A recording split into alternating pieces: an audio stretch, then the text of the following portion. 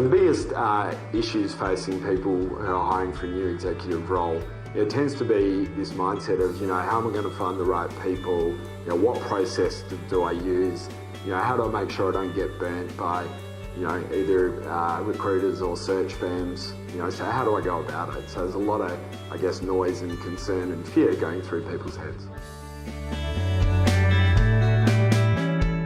So when people typically go out and look for an executive, they can use a variety of methods, but most often they'll get together a position description or some kind of task list of what they're looking for.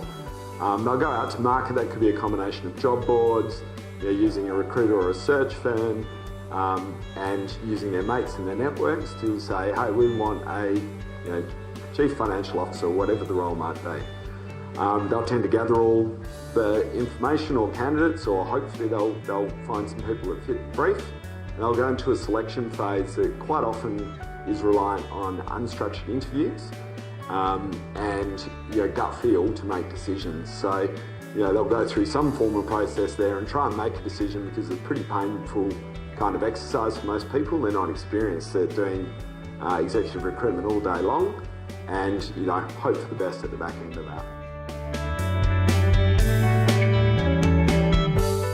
So what people really should be doing to get the best executives into their team is following a really structured process that starts with a deep scope, and that would involve getting together a performance profile. It's really clear on the performance outcomes that we're looking for from a role. A detailed information memorandum. So if you think of that, like if we were going to go to the market and raise money or capital from investors, it's the same sort of thing, but we're trying to get buy-in from A-grade executives.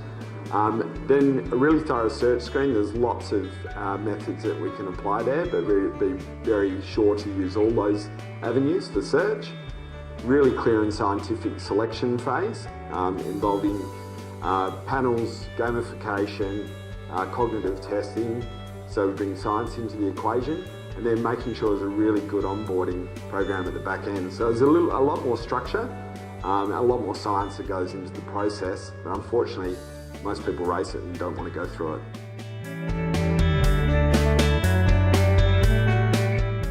So we designed the A-grade recruitment process quite simply to get the best talent for our clients. So what we found is that for most businesses, they got the scope part wrong. So what we mean by that is right up front, design always casts the biggest shadow. It doesn't matter what decision you're making, but particularly in recruitment. So the information memorandum that we develop with our clients, the performance profile that we develop that says what great looks like when we go out looking for candidates. We're really saying, here's what we're going out to look for, here's what's going to work for us, and it enables us to then refine the search and selection phases that come next.